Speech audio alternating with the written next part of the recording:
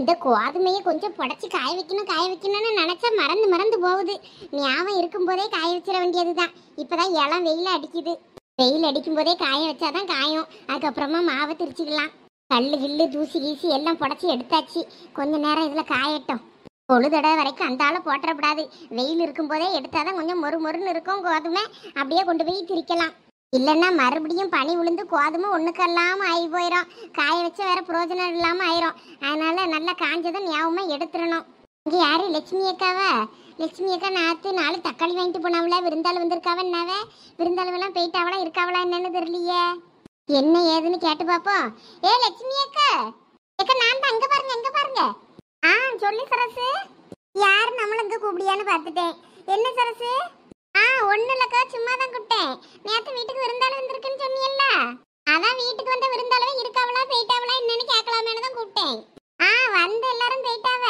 எங்க வீட்டுக்காரர் மட்டும்தான் நான் இருந்து நாளைக்கு போறேன்னு சொல்லிட்டு நாங்க படுத்து கிடக்காரு. என்ன ஆளு தூக்கம் தான், தூங்கிட்டு அடக்கு எந்திக்கல. இனிமேதான் அவரை அடிச்சு பத்தணும். என்னது அடிச்சு பத்தணுமா? என்னமோ மூணாவது மனுஷனை அடிச்சு பத்திய மாதிரிலா சொல்லியா இவ? ஒரு புருஷங்கிற மரியாதை இருக்கா நமக்கு இந்த வீட்டில்? சரி, அவளை சொல்லியும் ஒரு குத்தமும் இல்லை. நம்மளும் அப்படி தானே இருக்கோம். வேற நம்ம நடந்துக்கிற மாதிரி தானே இருக்கோம். நமக்கு கிடைக்க மரியாதையும். சும்மா ஒரு ரோட்ல பால் வாங்க போனேன். சாணி கிடந்தது, அந்த அளவுக்கு கரைச்சி சரி முத்தத்துல எல்லாம் தொளிச்சு விடலாமான்னு சொல்லிட்டு கரைச்சிக்கிட்டு இருக்கேன். அப்படியாக்க? சரி சரி.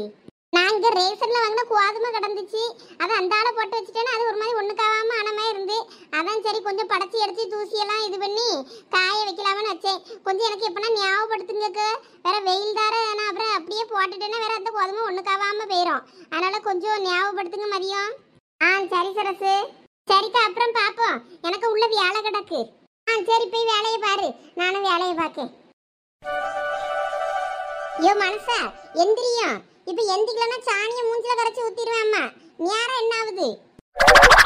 ஐயோ, இவ செஞ்சாலும் செய்வா. எம்மா சாணியை கரைச்சி மூஞ்சில கிஞ்சில எதுவும் ஊத்திராதம்மா. இந்த எந்திக்கேன். எந்தியம் நேரம் விடிஞ்சு எவ்வளவு நேரம் ஆகுது?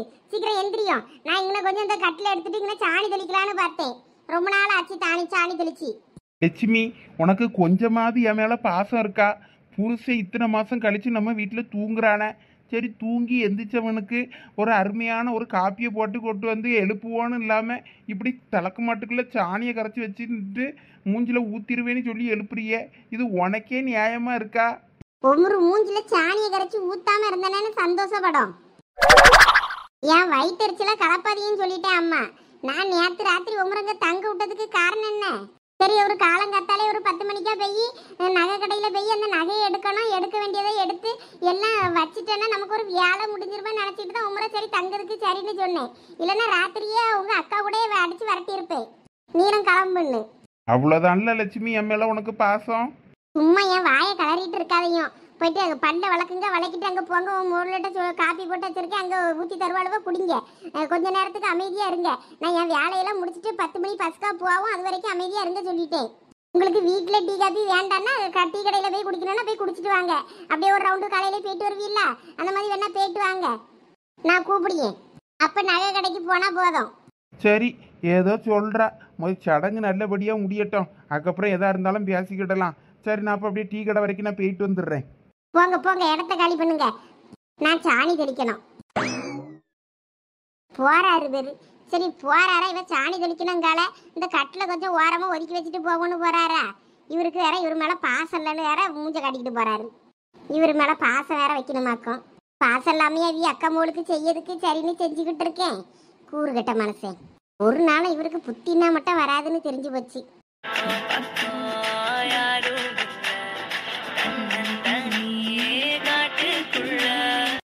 ஷோ காலையிலே ஆரம்பிச்சிட்டாளா? இதெல்லாம் பார்க்கணும்னு நம்ம தலையெழுத்து. ஏ அக்கம் பக்கம் எதுவும் இல்ல, வெட்டி பேச்சு எதுவும் தேவையில்ல. ஏ கொள்ள கொள்ள ஏன் வந்திருக்கா, திரும்பவும் பேய் வந்திருக்கா.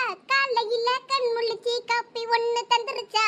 எப்ப நாயே, காலையிலே நாய் பல்லு வளர்க்காம காப்பி கேட்டுக்கிட்டு நிக்கத பாரு. ஏ கொள்ள கொள்ள ஏன் வந்திருக்கா, தூக்கம் போதும் எந்திரிக்கா. பாலு இல்லாம மேட்ச் இருக்கு, கேட்ச் பிடிக்க வந்திருக்கா. இவ கிறுக்கி இங்க பாரு முத. உன் மூஞ்செல்லாம் காலையிலே பார்க்க முடியாது, அதனாலதான் கண்ணை மூடிக்கிட்டே ஆடிக்கிட்டு இருக்கேன். உன் மூஞ்சிலெல்லாம் முழிச்சனா காலையிலே வழங்குமா? போ, அப்ப உன் புருஷன் மூஞ்சில போய் முழி போ. அவன் எங்க சாணி எழுதிக்கிட்டு இருக்கானோ. ஏ கொள்ளையா முந்திருக்கா திரும்பவும் பேய் வந்திருக்கா இந்த சோனிய பார்த்தா எல்லாம் வைப் ஆகணும். இந்த சோனி எப்பயும் அழுது வடிஞ்சுக்கிட்டு மூஞ்ச சோகம் வச்சிட்டு இருக்க சந்தியா கிடையாது. சோனிடா, எப்பயும் வைப் பண்ற சோனிடா. எவன் நாய, உன்னை பத்தி எனக்கு எல்லாம் தெரியும். நேத்து சரணோட அம்மா இட்லியில நீ தடவை புளிய முத்தத்துக்கு வச்சது.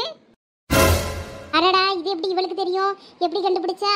சரி, ஏதாவது சொல்லி சமாளிப்போம். இல்லாட்டினா அம்மாட்ட எதுவும் போட்டுக்கிட்டு கொடுத்துட போறா. இப்ப என்ன சும்மா ஏனாலாம் தூக்கி பழிய போடாத பத்துக்க, அப்புறம் நான் கடுப்பாயிருவேம்மா. நடிக்காத, நீ தான் கிச்சன்ல ரொம்ப நேரம் நின்னா. புளிய முத்து எப்படி வேற இட்லிக்குள்ள போயிருக்கும் சொல்லு பாப்பா. வேற யாருக்கும் கடிபடல, அவியலுக்கு மட்டும்தான் கடிபட்டு இருக்கு. நீ தான் அவியலுக்கு மட்டும் ஸ்பெஷலா தனியா ஒரு தட்டை ஒதுக்கி வச்சிருந்திருக்கா. நான் அதை தெரியாம கொண்டு போய் அவிய கிட்ட கொடுத்துட்டேன்.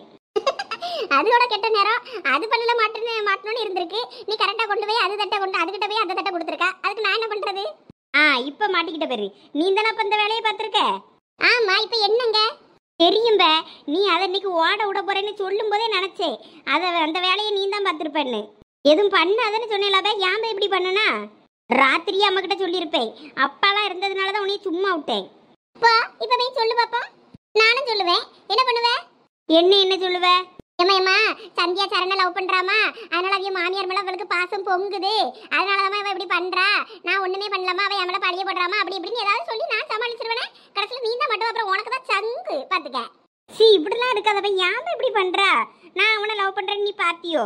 நீ இப்படியே உருட்டிக்கிட்டு திரி. எல்லாரையும் ஏமாத்துற மாதிரி என்ன ஏமாத்த முடியாது மகளே. நீ யாரு, எப்படிப்பட்ட ஆளுன்னு எல்லாம் எனக்கு தெரியும். மனசுக்குள்ள ஒண்ணு வச்சுட்டு வெளியே நடிச்சுக்கிட்டு தெரியா? சும்மா தேவையில்லாம பேசாத பத்துக்க, அப்புறம் நான் கடுப்பாயிருவேன். இங்க பாரு, நான் இப்படிலாம் பண்றேன்னா நீ அதுக்கு சந்தோஷப்படணும். உன்னைய நான் அந்த பொம்பளைட்ட இருந்து காப்பாத்துறதுக்காக தான் இந்த வேலையெல்லாம் பண்ணிக்கிட்டு இருக்கேன் பாத்துக்க. அதுக்கு கொஞ்சமாவது என் மேல பயம் இருந்தாதான் நாளைக்கு நீ அந்த வீட்டுக்கு மருமகளா போனா என்னைய நினைச்சு கொஞ்சம் அந்த பொம்பளை பயப்படணும். அதுக்கு தான் இதெல்லாம் பண்ணிக்கிட்டு இருக்கேன். நீ ஒரு டம்மி பீஸு, நீ ஒன்றும் பண்ணிக்கிட முண்டா. நம்ம அம்மை வாயிலா பூச்சி, அவளும் ஒன்றும் சொல்லிக்கிட முண்டா. அப்பா ஒரு தத்தி மாடு, அவரும் ஒன்றத்துக்கு ஆகுண்டாரு. என்னைய பார்த்தாவது அந்த பொம்பளை கொஞ்சம் மறலணும். அதுக்கு தான் நான் அந்த மாதிரி அதுக்கிட்ட பண்ணிக்கிட்டு இருக்கேன் பார்த்துக்க. எல்லாம் உன் மேல இருக்க பாசம் தான். என்ன புரிஞ்சுதா? சிப்ப உனக்கு வயிற்றுச்சல், அதான் இப்படி பண்ற. ஏது அந்த குள்ளனையும் ஒன்னையும் வச்சு பேரை பார்த்து நான் வயிற்றுச்சல் பண்றேன், அதானே சொல்ல வர? இல்ல, ஆனா நீ ஏதோ ஒரு வயிற்றுச்சல்ல தான் இந்த மாதிரிலாம் பண்ற, அது மட்டும் தெரியுது எனக்கு, நல்லா தெரியுது. ஆமா, இவ ஒரு கோடீஸ்வர பரம்பரையில போயிட்டு செட்டில் ஆயிருவான்னு ஒரு பொறாம உன் மேல போதுமா? அதான் இந்த மாதிரி தான் ஏதாவது ஒன்று நினச்சிக்கிட்டு தான் நீ இந்த மாதிரிலாம் பண்ணுறேன்னு எனக்கு நல்லா தெரியும். நீலாம் சரியானவ. இனிமேலாம் நான் உங்ககிட்ட பேசவே மாட்டேன் பாரு. எனக்கு வர உங்ககிட்ட பேசவே பிடிக்கல தெரியுமா? பேசாத போ. உன்னை யாரும் இங்கே வந்து பேச சொன்னா நீ தான் வாண்டடா வந்து என்கிட்ட பேசி செருப்படி வாங்கிட்டு போறா. போத. அட சந்தியா ரொம்ப கோபமா போறாள, ஓவரா விருப்பத்திட்டமோ? சரி பரவாயில்ல விடு, நம்ம அக்கா தானே, எங்க பேர போறா. அவளுக்கு நான் இப்ப செய்யதெல்லாம் அவளுக்கே ஒரு நாள் ஏன் செய்யும் எதுக்கு செய்யும் அவளுக்கே ஒரு நாள் புரியும். அதனால நம்ம ஒன்றும் அவளை சமாதானப்படுத்தாண்டா, அப்புறம் அவளை சமாதானம் ஆயிடுவா. பாத்துக்கலாம். You can't stop loving myself. Wow wow wow wow wow wow wow wow. Latchu, எல்லாம் வாங்க வாங்க. என்ன லட்சுமி அக்கா, எங்க கிட்டலாம் சொல்லே இல்ல? என்னத்தல உங்கள்கிட்ட சொல்லல? தண்டபாணி என்ன வீட்டுக்கு வந்ததை தான் இப்போதான் அவரை பார்த்தோம், பார்த்து பேசணும். அப்புறம் ஊரே பேசுது உங்கள் வீட்டுக்கு நேற்று விருந்தாள் வந்தவளாமா காரில். யாரு உங்கள் வீட்டுக்காரருக்கு அக்காவா? அது வந்துட்டு போச்சாம அப்படியா? பாத்தியலா லட்சு, நாங்க யாரோ சொல்லி கேள்விப்பட வேண்டியதா இருக்கு. எங்ககிட்டே மறைச்சிட்டு பத்தியில உங்க மைனி வீட்டுக்கு வர்றது சொன்னா நாங்க என்ன பொறாமையா பட்டுருவோம்? ஏடா நீங்க வேற சும்மா என் வயிற்றுல கலராதீங்களா? சும்மா இருங்க லட்சு, தண்டை பண்ணி என்னையும் கூட சேர்ந்துட்டிய, அதுவும் எங்க கிட்ட சொல்லல. எங்கிட்ட சொன்னா நாங்க ட்ரீட் கேப்போம் தானே, எங்க கிட்ட சொல்லாம இருந்திருக்கிய. ஏலா கையில என்ன வச்சிருக்கேன்னு பாரு, நல்லா சாணியை கரைச்சி வச்சிருக்கேன். அந்த ஆள தலைவையே ஊத்திடுவேன் பத்துக்க. என்ன லட்சு இப்படி சொல்லிட்டிய? தண்டபாணி என்னன்னா இப்போதான் பார்த்தோம், வந்துட்டவன்லாம் நினைச்சோம். இப்போ நீங்கள் போய் சேர்ந்துட்டியன்லாம் நினைச்சோம் இல்லையா? நேத்து அவ்வளவும் சடங்குக்கு என்னமோ துணிமணிலாம் எடுத்துட்டு திடீர்னு கொண்டு வந்து கொடுக்க வரேன்னு சொல்லி அவ்வளவும் திருதுப்புன்னு வந்து நின்றுட்டுவேன். அந்தால நேற்று ராத்திரி இங்கே தான் சாப்பிடணும்னு வேற போன பண்ணி சொல்லிட்டு வேற ராத்திரி. அதனால சரச்சிட்டு 4 தக்காளியை வாங்கி நான் தான் தக்காளி சட்னி வச்சு இட்லியை வச்சு ராத்திரிக்கு சாப்பாட்டுக்கு எப்படியோ ஒப்பேத்தி அனுப்பி விட்டேன். இவரை மட்டும் நான் இருக்கேன்ட்டாரு. அந்தால அந்த ராத்திரியில வேற போனா சொல்ல முடியும். அந்தால இன்னைக்கு நகை எடுக்க வேற போன பத்துக்க, சீட்டு பைசா வேற கீதா கிட்ட வாங்கியிருந்தோம்ல. அதனால சரி இன்னைக்கு கூட்டிட்டு போயிட்டு நகையை எடுத்துட்டு அதுக்கப்புறம் அவரை அனுப்பிச்சு விடுவோம்னு நினைச்சுக்கிட்டு சரி இருந்துட்டு போட்டுன்னு விட்டேன். அது உங்களுக்கு பொருட்களை போல இருக்க. ஓ அப்படியா விஷயம்? இருந்தாலும் நீங்க இப்ப பேசுறதெல்லாம் பார்க்க உங்க மைனியார்ட்டையும் பேசிட்டியே போல தெரியுது. அப்ப சடங்குக்கெல்லாம் போயிட்டு வந்து எல்லாரும் ஒண்ணு கூடிருவீங்க போல இருக்க. ஏழா உனக்கு என்ன வைத்திருச்சுலா? சே நான் எதுக்கு பெரிய பொண்ணு வைத்தறிச்சல் பட போறேன்? எனக்கு சந்தோஷம் தான் லட்சுமி அக்காய மைனியார்ட்டெல்லாம் பேசினா. நீ பேசுற டோனை பார்த்தா அப்படி தெரியலையே, வைத்திருச்சல் பட்ட மாதிரிலாம் தெரியுது. அட நீ வேற சும்மா இருல. லட்சுமி அக்காவே கடுப்புல இருக்கு, எதையாவது தூக்கி மேல ஊத்திர போகுது. சும்மா இரு. நீங்க வேற சும்மா இருங்களா. நானே ஏற்கனவே சடங்குக்கு போவேண்டேன்னு தானே சொல்லிக்கிட்டு இருந்தேன். இப்ப நேத்து வந்து அந்த மனுஷன் அவ்வளவு தூரம் வந்து சொல்லிட்டு போறதுனால எனக்கு கொஞ்சம் சங்கடமா இருக்கு. ஒரு நாள் அந்த வீட்டு வாசல் படியேறி வந்து நின்று இருந்து ஒரு தடவை தண்ணி கூட குடிச்ச அளவே கிடையாது. இப்ப வந்து சாப்பிட்டுட்டு வேற போதுவேன். வேற நம்ம போலன்னா நல்லா இருக்காதோன்னு தோணுது. அதனால ஒருட்டு சடங்குக்கு போயிட்டு தான் வரணும் போல இருக்கு. துணிமணியெல்லாம் எடுத்து கொண்டு வந்து தந்திருக்காவ. நான் என்ன திறந்து கூட ஒழுங்கா பாக்கல. அவ்வளவுதான் பார்த்துட்டு நடந்தாலுவே ராத்திரி. அப்படியே லட்சு அப்ப காட்டுங்களா சேலைய? ஏலாம் இப்ப எனக்கு அதெல்லாம் காட்டிக்கிட்டு இருக்க நேரம் இல்ல. அப்புறம் பொறுமையா வாங்க, அப்ப காட்டியே. இப்ப எனக்கு நிறைய வேலை கிடக்கு. எல்லா வேலையும் முடிச்சிட்டு நான் 10 மணிக்கு போல அங்க போகணும். பத்துக்க நகை கடைக்கு. சரி அப்புறம் பாத்துக்கிடியும். எப்படியும் சரச கடை தைக்க கொடுப்பியல்ல, அப்ப பாத்துக்கிடியும். சரி, நாங்கள் நீங்கள் எப்பயும் எக்ஸசைஸ் பண்ணதுக்கு இப்போ வருவியல்ல, அதான் வரியெல்லாம் என்னன்னு கேட்கும் ஆளை காணுமேன்னு பார்க்க வந்தோம். ஐயையே ஏன் மௌனு உங்கள்கிட்ட எக்ஸசைஸ் செய்யக்கூடாதுன்னு தாடுவே. நீங்களும் தப்பா சொல்லி தாரியலாம். இப்படிலாம் செஞ்சியன்னா அவ்வளோதான் தாடுவே. அதனால எவ்வளோ என்னமோ குனிஞ்சு நிமிந்து ஒரு எக்ஸசைஸ் சொல்லி தந்தாளுவே. அதை தான் நான் இப்போ காலையில எந்திரிச்சதும் செய்யுது. காலையிலையும் சாயங்காலமும் வேணா கொஞ்சம் வாக்கிங் வேணா போ.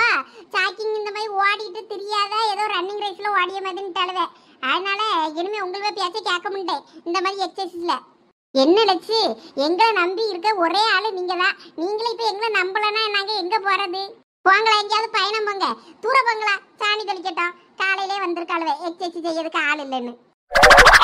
நீங்க சாணி தெளிங்க லட்சு, நாங்க இங்கே உட்கார்ந்துருக்கோம். உங்களுக்கெல்லாம் காலங்காத்தாலே வீட்டுல ஏதோ வேலை இல்லையா? இங்கே வந்து உட்கார்ந்து குத்தச்சுக்கிட்டு இருக்கீங்களே, ஏன் காலங்காத்தாலே வேலைகளே இருந்தா செஞ்சு வச்சுட்டு வாங்களா? நாங்கள் காலையிலே வாக்கிங் போகிறோம் ஜாக்கிங் போகிறோம்னு சொல்லிட்டு வந்திருக்கோம். போனதும் நாங்கள் அப்படியே மெதுவாக போயிட்டு எங்கள் மாமியார் காப்பி கீப்பி போட்டு புட்டுக்கிட்டு எதாவது அவிச்சு வச்சுருப்பாவே, சாப்பிட்டுட்டு வரணும். அவ்வளோதான். உடம்ப டயட் ஃபாலோ பண்ணுறோன்னு சொல்லி வச்சுருக்கோம். அதனால் காலையிலே அப்படியே ரவுண்ட்ஸ் வந்துடுவோம். உங்களோட வீட்டுக்காரன்னு சொல்லணும். அவனும் சரியா இருந்தா நீங்களும் சரியா இருப்பீங்க. என்ன லட்சு பொசுக்குன்னா நீங்களும் இப்படி சொல்லிட்டியே? எப்பயும் எங்க மாமியார் தான் இப்படி சொல்லிட்டு அடக்கம். இப்ப என்னன்னா நீங்களும் சொல்ல ஆரம்பிச்சிட்டியே?